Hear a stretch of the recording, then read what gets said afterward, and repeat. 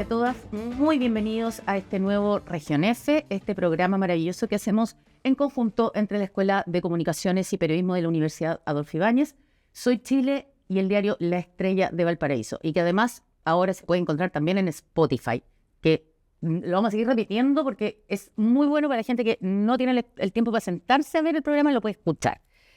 Antes de presentar a nuestra invitada, como siempre voy a saludar a mi coconductora, a la Fabi. ¿Cómo va, Fabi? Bien, aquí cerrando semestre, como comentábamos, ¿verdad? Fuera de cámara, así con lo que queda, así. Pero vamos con lo vamos que queda exacto, de los profes, ¿no? Y con una colega que está en la misma, como vamos a ver en la... Exactamente. Bueno, como siempre, tenemos una increíble invitada. Ella es bioquímica de la Universidad Católica de Valparaíso, doctora en ciencias, con mención en neurociencias, docente universitaria, oriunda de Los Vilos, pero vive en Valparaíso, y la van a conocer en profundidad a partir de la siguiente nota. Bioquímica, doctora en ciencias e investigadora. Arlet González ha construido una larga trayectoria profesional, en la que se destacan valiosos elementos como lo son sus investigaciones en neurociencia y su desempeño como docente universitaria. Siendo oriunda de Los Vilos, Arlet dio inicio a sus estudios en la Quinta Región. Se graduó como bioquímica en la Pontificia Universidad Católica de Valparaíso, para luego obtener un doctorado en ciencias con mención en neurociencia en la Universidad de Valparaíso. Desde el 2013 es miembro permanente en la Sociedad Chilena de Neurociencia y directora del Centro para la Investigación Transnacional de Neurofarmacología, además de ejercer como investigadora y docente de la Facultad de Farmacia de la Universidad de Valparaíso. Su línea de investigación está orientada en la comprensión de los mecanismos moleculares involucrados en miopatías hereditarias y sinaptopatías. A raíz de esto, la doctora González se ha desempeñado como investigadora y coinvestigadora de hasta 4 proyectos Fondesit, que abarcan diversas áreas de la investigación científico-tecnológica. Desde la docencia y la investigación, Arlet ha podido transmitir su visión acerca de la existencia de una brecha de género en el campo científico, los problemas de financiamiento que enfrentan los investigadores y la importancia de implementar nuevas políticas públicas que contemplen los constantes cambios y necesidades dentro de la comunidad científica. Muchas gracias por acompañarnos. Bienvenida a este Región F, ¿cierto? Este programa que hacemos hace ya, esta es la 9ª temporada. Buenísimo. Así que y hoy día, aparte de los fuegos... Me toca empezar, querida Arlet. Bueno, tremendo currículum. Y te has destacado, bueno, además de la docencia, de la cual estábamos haciendo, hay que reconocer una pequeña catarsis antes de empezar esta entrevista entre las tres. Experiencias comunes, sobre todo a estas alturas del semestre. Estábamos también hablando tú tienes una dedicación súper importante en lo que dice relación con la investigación. Decíamos ahí, ¿verdad? La docencia, la vinculación con el medio también, y la pata de la investigación. Hay que ser, ¿verdad? Hay que ser muy multifuncional. Sí. Y estamos en un país donde los recursos para investigación suelen ser bastante escasos, ¿ya? Y donde parece que cada vez como que se recortan un poquito más, o que cuesta más ganárselo, o que la competencia también se pone también más dura, ¿ah? Y muchas veces pareciera ser que como que se exige mucho, pero el Estado de repente, bueno, también entendiendo, y lo hemos visto en el programa, que hay otras necesidades. Estábamos recién hablando del tema de las lluvias, hace un par de meses atrás teníamos el tema de los incendios. Entonces, te quería preguntar cómo tú has visto, desde tu mirada como investigadora, desde tu mirada holística, desde la universidad, ¿verdad? Desde una universidad pública, ¿verdad? Como la Universidad de Valparaíso, tu formación también en la Católica. ¿Cómo ves los cambios que han habido en las últimas décadas y qué es, a tu juicio, lo que sigue faltando en términos de políticas públicas? Sí, bueno, primero que nada les agradezco la invitación. Faltan muchas cosas. Ha habido muchos cambios en los últimos años. Yo llevo 10 años, diría yo, como investigadora independiente haciendo ciencias de una universidad pública, como bien mencionas tú. Es cierto que los fondos para investigación no han crecido en esos 10 años en los que yo he estado metida en esto. Pero sí la competitividad, ¿sí? Hay un grupo mucho más grande, yo diría, que año tras año crece la cantidad de investigadores con ideas brillantes, con muchas ganas de hacer cosas, con intenciones importantes de resolver problemáticas relevantes, ¿no es cierto?, en ciencia, salud.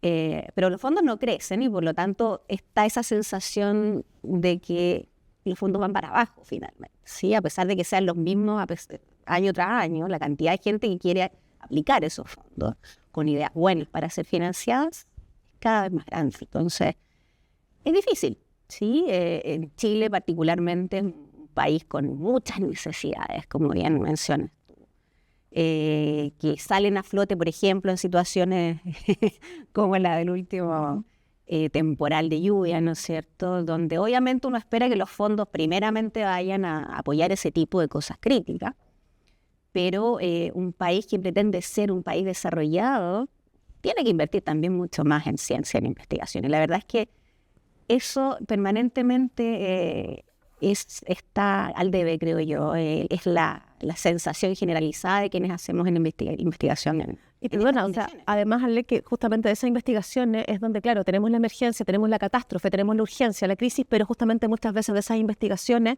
salen las soluciones que están pensando justamente más a mediano y a largo plazo y que finalmente pueden prevenir muchas de esas situaciones, ¿no? Sí. Esa es la idea finalmente. O sea, por ejemplo, en la época de la pandemia hubieron fondos de urgencia para resolver temáticas asociadas a la pandemia del COVID-19 que fueron súper bien utilizadas.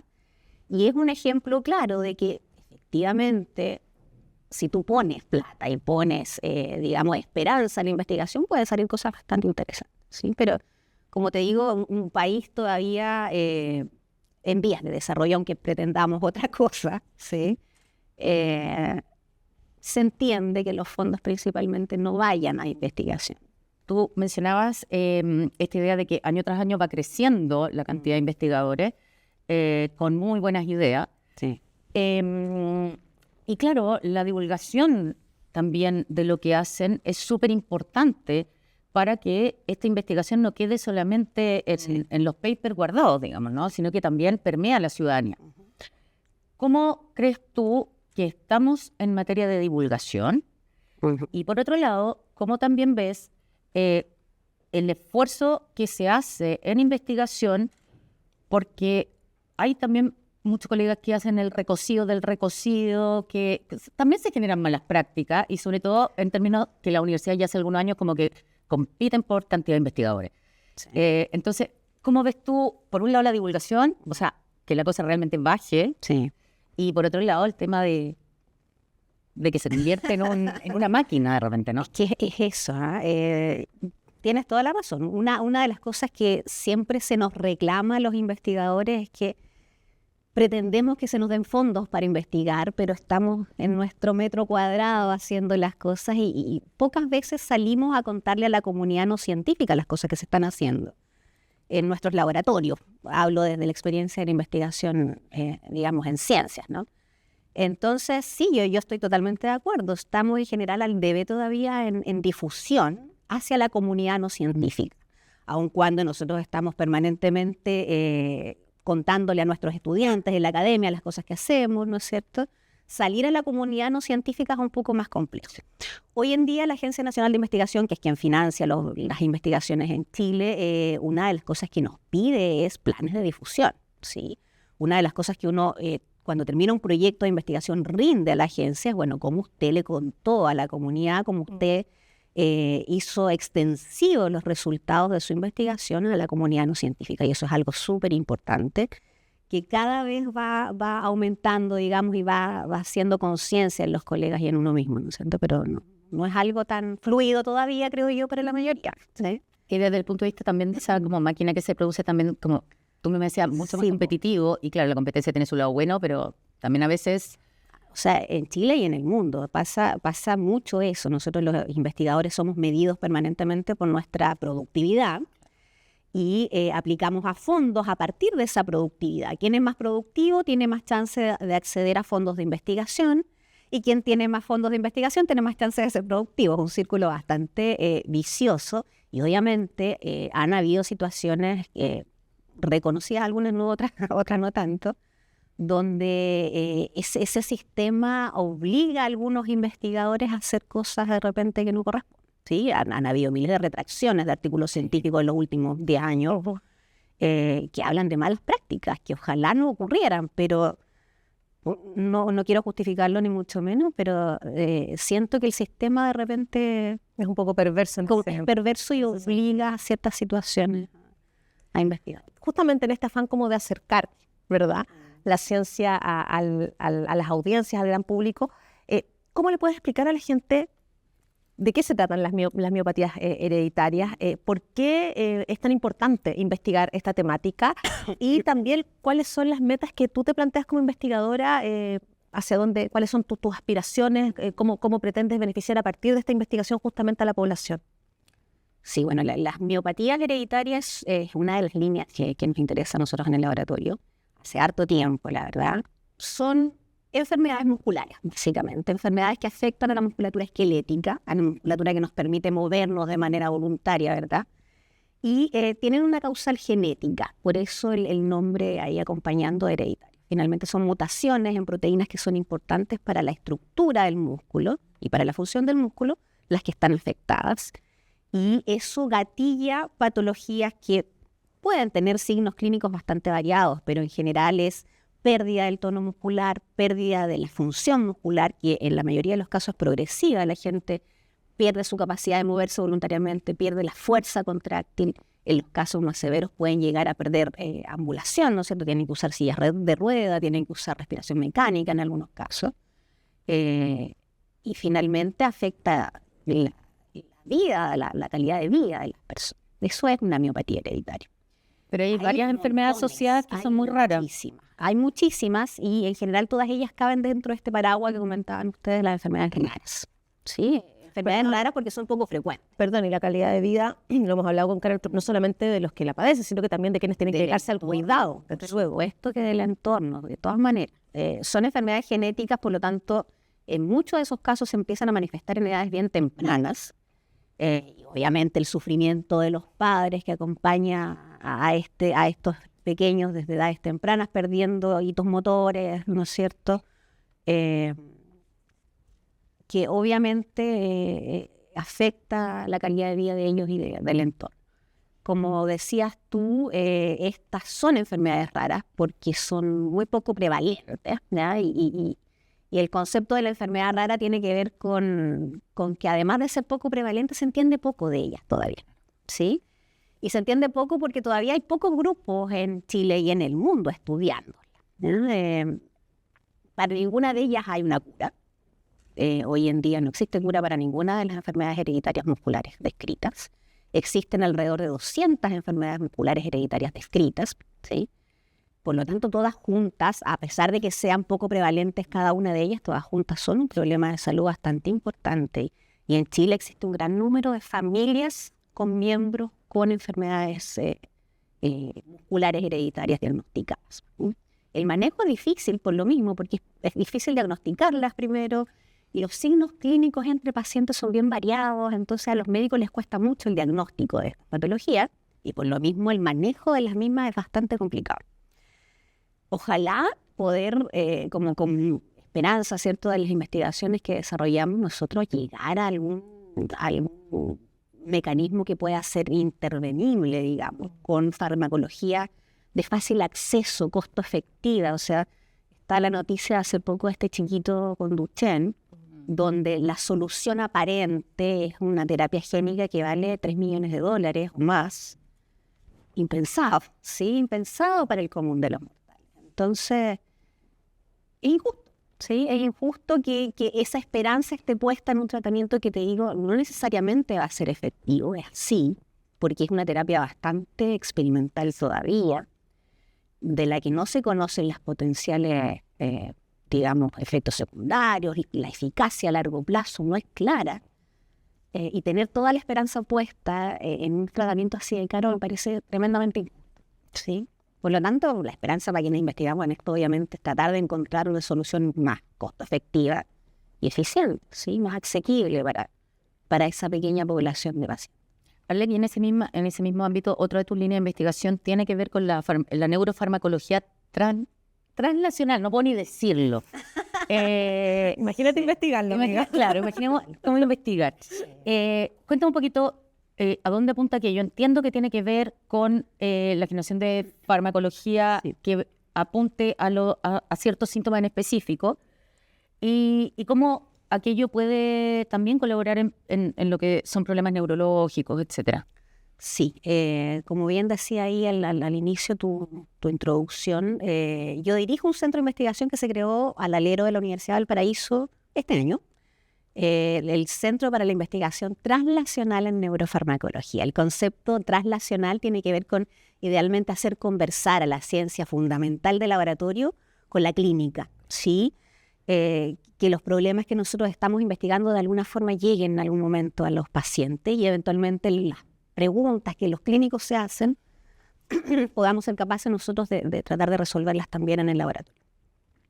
Y neurofarmacología, como bien mencionas tú, estamos en distintas líneas de investigación enfocados en entender el potencial de fármacos experimentales, todos ellos apuntando a intervenir trastornos neurológicos. Una de las líneas es trastorno neuromuscular, lo que hablaba, claro, de miopatías hereditarias, es un gran ejemplo. Otra línea es trastornos neurodegenerativos en nuestro centro. Alzheimer es uno de los principales focos. Y la otra línea es patologías cerebrovasculares, ¿sí? Que son tremendamente prevalentes en Chile, particularmente los ictus cerebrales, los accidentes cerebrovasculares en general son muy prevalentes en nuestro país. Y muchos de ellos generan condiciones neurológicas complicadas, ¿sí? Esas tres grandes líneas de investigación abordadas todas ellas desde la mirada neurofarmacológica, buscando fármacos capaces de intervenir algunos mecanismos que entendemos un poco mejor. Si es que hay soluciones respecto a eso definitivas, estamos en proceso, ¿verdad? Pero claramente es la idea. Va a haber un avance, digamos, porque sí. Ahí tenemos un grupo bastante interdisciplinario de colegas, químicos, farmacéuticos, ingenieros biomédicos, clínicos, también médicos, neurólogos, tratantes de pacientes. Por lo tanto, se forma un círculo virtuoso bien entretenido ahí de experiencias compartidas que enriquecen a las áreas que son, uno cree, alejadas, pero finalmente tienen que conversar para que lleguemos a soluciones. La ciencia básica del laboratorio y la clínica con el paciente al lado tienen que conversar para llegar realmente a tener soluciones en algún momento.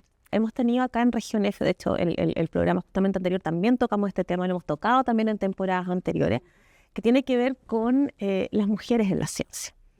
Hay un problema que lo hemos conversado, ¿verdad? Largamente en otros programas, hay una serie también de iniciativas, ¿verdad? Desde, no sé, Fundación Mustakis, Technovation Girl, de las que me acuerdo, Amuyi, mi hija, están todas esas, por eso me sé los nombres. Pero bien futuro como la profesora de Snoopy. No, si yo es mi hija, yo también escucho igual, pero hay un problema de entrada, hay un problema de que faltan referentes, pero también hay un problema, y lo hemos hablado con otras entrevistas, una suerte como de embudo, ¿verdad? El que se va produciendo y que cuando pensamos en docencia, menos, cuando pensamos en magíster, menos, cuando pensamos en doctorados, cada vez menos, y si pensamos en postdoctorado, ya la cantidad de mujeres que logra llegar a ese nivel es cada vez menor. Y eso tiene que ver, no necesariamente por ser madre, sino que por lo que conversamos a partir justamente cuando te hacía la pregunta de las enfermedades que tú te has dedicado a estudiar. Tiene que ver con que las mujeres en general, si no son hijos, son hermanos, son personas con discapacidad, son los padres cuando ya están mayores, ¿verdad? Estamos dedicadas muchas veces a las labores de cuidado, y esa es una de las barreras de repente más significativas con las cuales nos encontramos a la hora justamente de acceder a fondos que son cada vez más competitivos, que demandan muchas veces porque te dan las horas, ¿verdad? Y eso aprovecho de pasar ahí a los rectores, a quien corresponda, te dan las horas cuando te adjudicas el proyecto, pero vaya Dios, ¿qué es pega hacer? Solo la postulación a un proyecto. Sí. Entonces, preguntarte por tu experiencia personal, ¿con qué barreras tú te has encontrado como mujer en la ciencia de primer nivel? ¿Y cuáles son, a tu juicio, las estrategias que debieran implementarse para un poco disminuir, en parte, a lo mejor, esta brecha? En ciencia particularmente es un tema importante, como dices tú, los fondos de investigación adjudicados por mujeres siguen siendo considerablemente menos que los adjudicados por hombres. Y esa gran diferencia tiene que ver con que el camino para las mujeres es más complejo, ¿sí? Podemos partir desde una misma partida, ¿no? Pero las mujeres nos encontramos con esta problemática de, por ejemplo, tener que salir de la competitividad por los periodos prenatal y postnatal, que en general nosotras estamos más asociadas a labores de cuidado a nivel social. Entonces, si se enferma el papá o se enferma la mamá o se enferman nuestros niños, somos nosotras las que salimos, no los hombres. Hablo en general. Sí. Se vio en la pandemia, de Sí, hecho, con la el pandemia, proceso. por supuesto. En ciencia particularmente eso es súper crítico porque, no sé, nos retrasa respecto de la posibilidad de publicar en una buena revista, la posibilidad de tener tiempo para escribir un proyecto de investigación competitivo, ¿verdad? O incluso me imagino el trabajo en laboratorio, porque si tenés que salir corriendo, necesitáis, o sea, desde la ignorancia, pero necesitáis alguien que se quede mirándolo. Todo aquello. O sea, yo dentro de mi experiencia me he visto la necesidad con muchas otras colegas de estar con los niños en el laboratorio haciendo experimentos, lo que a ellos les abre un mundo, ¿ah? Pero en el momento te habla de que falta a lo mejor un poco más de... Es que no pasa, aparte que no pasa al revés, pues, ¿sabes? Algo que ven las colegas, pero no es tan común. Y de esto cuando pasa uno dice, ¡ay, qué buen papá! Y uno, oye, mira dónde tienen los niños, ¿verdad? Como hay un tema social también. Exacto.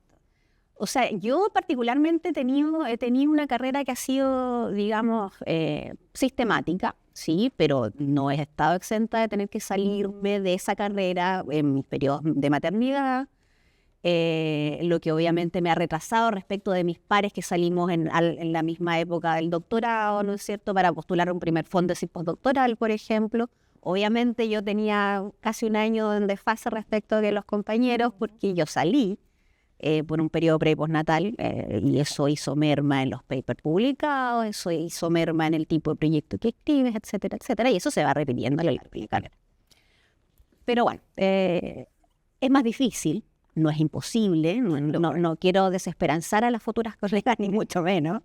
Se puede total y absolutamente, pero hay que ponerle 10 veces más punchy que el colega que salió, digamos, a la misma edad que uno de los programas de posgrado. Todas las mediciones, en específico yo estuve mirando el Observatorio de Salud Mental, habla de que estamos en una situación bien compleja, y no solamente entre los jóvenes, también en los adultos mayores. Una situación en que gran parte de los cabros están medicados, a los adultos mayores no se les trata a tiempo muchas veces y por lo tanto eso colabora con el avance de otras enfermedades como el Alzheimer, por ejemplo, ¿cierto? Más de un 70% de la gente que contestaba este observatorio, este estudio, decía que estaba diagnosticada con alguna enfermedad ligada a la salud mental. Entonces, te quiero preguntar, desde tu experiencia en ambos lados, o sea, sí, como docente tratando con jóvenes y como investigadora en el área, ¿qué tan mal estamos si hay más o menos 1 de cada 3 personajes estamos diagnosticados y medicados también, ¿no? O sea, es un tema. La salud mental hoy en día es un gran detonante de un montón de otras condiciones patológicas sistémicas que condiciona miles de situaciones, ¿sí? Como bien dices tú, las generaciones jóvenes están bastante afectados por aquello. Sí, tenemos una población importante de estudiantes con diagnósticos, con necesidad de tratamiento farmacológico para manejar ese tipo de situaciones. ¿Pero es que sea más ahora o es que yo creo que es una suma de cosas. La sociedad en la que vivimos hoy en día nos mantiene en un estrés constante. La alta competitividad en muchas de las áreas nos hace querer hacer todo. En el caso de las mujeres particularmente, que somos las que más estamos siempre afectadas por este tipo de situaciones. Yo creo que quizá esa carga de tener que hacerlo todo pasa la cuenta, ¿sí? En una sociedad en la que nosotras queremos hacerlo todo para demostrar que podemos hacerlo todo. Termina pasando la cuenta total y absolutamente. Y sí, pues es una realidad que se conversa hoy en día, que siento que antes no, y eso es un avance. Yo no te puedo decir si realmente es más de lo que era antes o es que ahora es más, digamos, abierto, ¿sí? Hay menos problema para hablar de la situación. Pero es una realidad que hay que trabajar. Me parece que es parte importante de muchos de los contextos patológicos que nosotros en el laboratorio tratamos de abordar desde un punto de vista muy biológico. Está también mermado por situaciones que son psicológicas. Exacto. ¿Sí? Y que hay que tener en consideración. qué valores, desde el punto de vista no solamente, ¿verdad?, de la rigurosidad, me imagino, la investigación, sino que también desde quizás la ética, valores que pueden de repente ser más transversales para las distintas áreas de la investigación y de la ciencia. ¿Qué crees tú que es lo que se necesita justamente para formarse como un gran y un buen investigador que haga un aporte, como decíamos, ¿verdad?, efectivo, no solamente al currículum, sino que también a la sociedad? Totalmente. O sea, y yo es algo que trato de conversar. ¿Verdad? Y en la era de la inteligencia artificial, donde se presenta otro desafío ético también ahí. Es un desafío. Hay como una idea de que es peligroso incluso que existan estas inteligencias artificiales. La verdad es que yo creo que hay que aprender a usar todas las herramientas que se nos van presentando. Algo que trato de inculcar en mis estudiantes, en los chicos que hacen tesis de investigación en mi laboratorio, que están más día a día conmigo, es la rigurosidad total, absolutamente, de tener claro de que aunque el resultado sea negativo y usted estuvo 6 meses haciendo un experimento para que le dijeran no es así como usted pensaba, es igual de valioso, ¿sí? El forzar resultados es una tremenda mala práctica que ha ocurrido durante mucho tiempo en investigación. Es triste, pero es así, que ha obligado a retractarse a un montón de autores de artículos científicos importantes. Hoy existe mucha conciencia de ello, espero que eso no vuelva a pasar. Por lo tanto, la ética en investigación, la ética en ciencia es algo fundamental, que es el sustento, la base a partir de la cual uno puede generar conocimiento real, ¿sí? Y ser un aporte realmente, ¿sí? Como bien dices tú, publicar por publicar, aunque sea en Nature o Science, si te tienes que retractar de un resultado 2 años, 3 años después, me parece tremendamente irrelevante, ¿sí? Entonces, Y le hace daño también. le hace daño, por supuesto, y se usan recursos que son muy finitos para nada. ¿Te das cuenta? Entonces, yo creo que eso es lo básico. Oye, Lek, te queremos agradecer. Para variar se nos acabó el tiempo y uno se va dando cuenta porque con el rabillo del ojo voy viendo cómo se empiezan a juntar todos para que yo los pesque, ¿no? Pero yo, verdad, no los pesco a propósito porque estábamos conversando, estaba re bueno. Muy, muy interesante. Exactamente. Así que muchas gracias, Lek, muchas gracias, Fabi. Y a todos ustedes que nos están acompañando, los dejamos invitados para 2 semanitas más. Un abrazo. Chao, chao. Chao, chao, que estén bien.